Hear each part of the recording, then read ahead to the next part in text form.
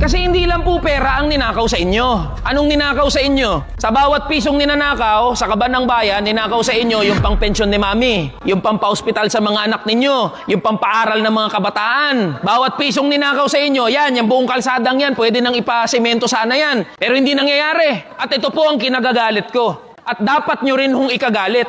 Simplihan lang ho natin. Pag nagnakaw ka ng mangga, namitas ka ng mangga sa kapitbahay mo, nanguha ka ng lata ng sardinas, anong gagawin sa'yo? Kulong! Sa presinto ka magpaliwanag. Pag nagnakaw ka ng 100 bilyong piso, anong gagawin sa'yo? Hindi, pakinggan muna natin. Imbestigahan natin. Mag-hearing muna tayo. Pagbigyan natin. Yung nagnakaw ng mangga at saka ng sardinas, presinto ka magpaliwanag. Yung nagnakaw ng 100 bilyong piso, si Zaldico, ayun, nasa Spain.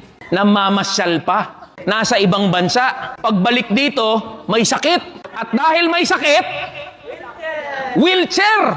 Hindi nakakulong sa kulungan. Saan nakakulong? Sa ospital o sa bahay. Tignan nyo ang hustisya natin dito sa Pilipinas. Masisisi ko ho ba mga Pilipino kung bakit nagagalit mga Pilipino? Bakit ko ho sinasabi sa inyo to?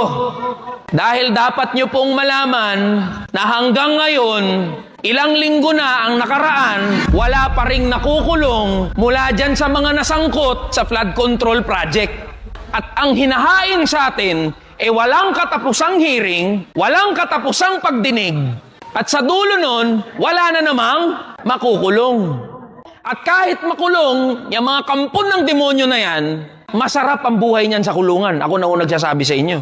Mahirap ho ang laban doon sa loob ng House of Representatives. Ito pong sinasabi ko, marami hong nalilikhang kaaway. Dahil maraming nasasaktan.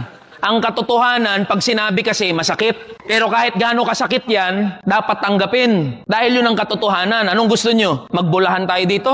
Maglokohan tayo pare-parehas dito? Humihingi rin ho kami ng tulong sa inyo. Kung kayo may Facebook, kung kayo nanonood ng balita, nagagalit kayo, pag ho kayong tumahimik, mag-post kayo, mag-share kayo, makipagmarites kayo, wala hong problema yan.